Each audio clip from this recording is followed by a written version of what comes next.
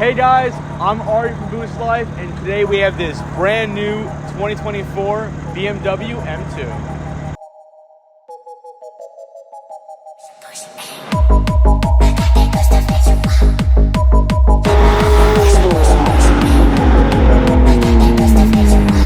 First impression is what the are we sitting in? It's fast. I'm in sport mode, I'm driving normally, you know, we're just cruising through, and this thing's very comfortable.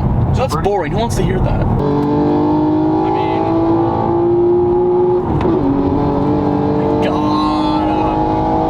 let's talk about the exterior of the vehicle. It's impossible to talk about this car without talking about the controversy that came around it when the car was unveiled. Huh? And honestly, I like it.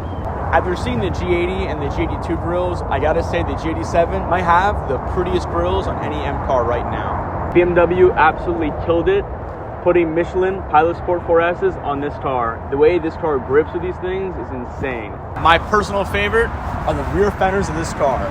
I love how bulky it is and how wide it looks. It's honestly my favorite thing about this car.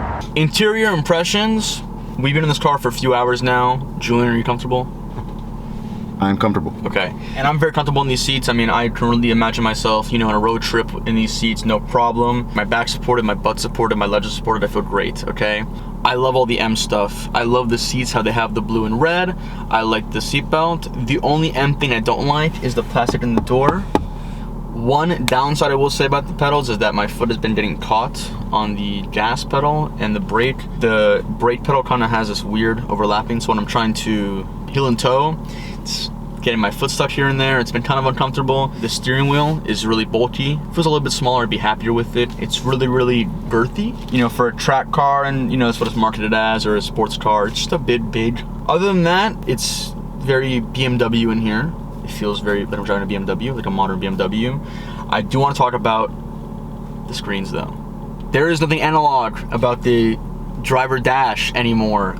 There's a screen in front of you and a screen to the side of you over here. For the driver's screen, you know, the main screen where the speedometer is, the odometer is, you have a 12.3-inch screen.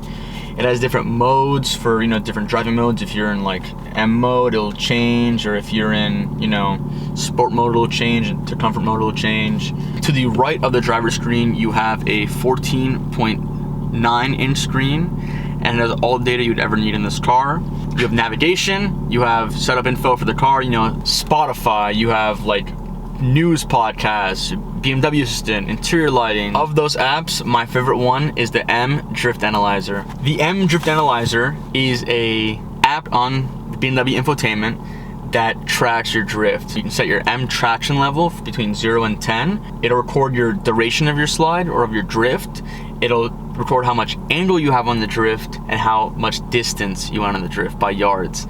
That's pretty cool. I've driven a lot of cars that are, you know, maybe rear-wheel drive, or like they're all-wheel drive with the rear-wheel drive settings, or drift mode or whatever. Like I've driven a Focus RS before on drift mode, and seeing something like that's pretty cool. It'll show you how many drifts you performed, how many times you understeered. It's just cool to see that. You know, I really haven't seen that before in any cars, and it's pretty neat. So Julian and I have spent a few hours in the car already. Let's talk about what I love and what I don't love. What I love, okay, this thing is a rocket ship.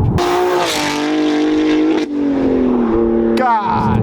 Same engine as the G82 and G80 M3 and M4, and you know, minus 20 horsepower, which honestly in this thing is no problem. It is no slouch. It is very fast.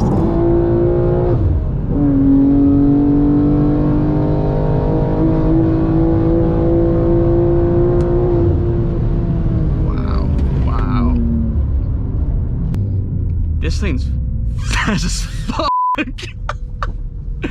Wow! Kevin put a shifter bushing in this, and I love what he did. You really feel everything in the shifter. It's really, really great. I honestly don't think I would have nearly as much fun in this thing if it was an automatic. That's just me. I love manual cars. This really doesn't feel heavy. It feels light for what it is. It looks big. It looks bulky. The only downside of the steering feel for me is very, very numb. Kevin, the owner of the vehicle, also complained about that. He said it kind of feels numb. It doesn't feel as you don't feel as involved with the steering, and I definitely agree with that. You know, in certain corners you kind of feel, you know, it kind of feels kind of faint.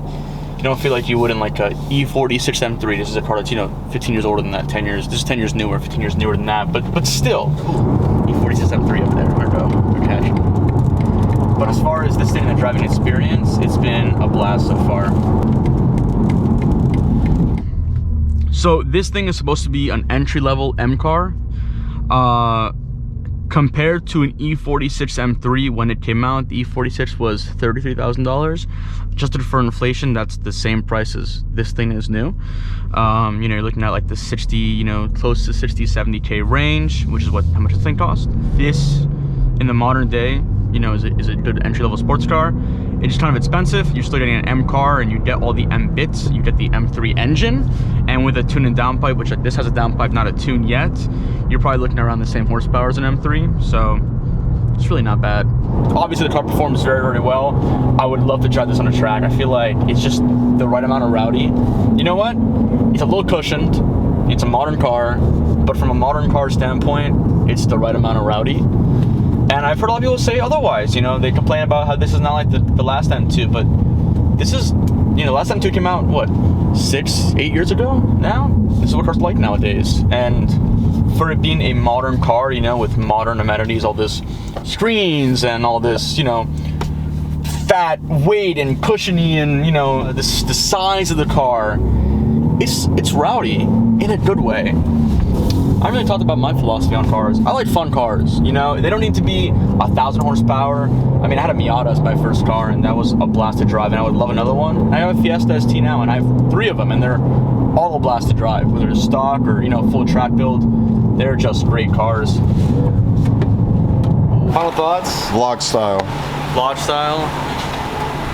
It's fast as shit. It's fast as shit. It's fast. I think that this is a great sports car for the price. I think that you get a lot for your money. And I mean, you have the same engine as the M3, minus 20 horsepower. And next year, in 2025, BMW just gave, you know, the M2 the 20 horsepower it's missing. But thank you, Kevin, very, very much for letting us use your car. We really appreciate it. You know, we've had a great day. We've got a lot of looks the entire day. You know, it's a red sports car. You know, we're just two idiots, you know, in a sports car, and it's been fun. Thank you.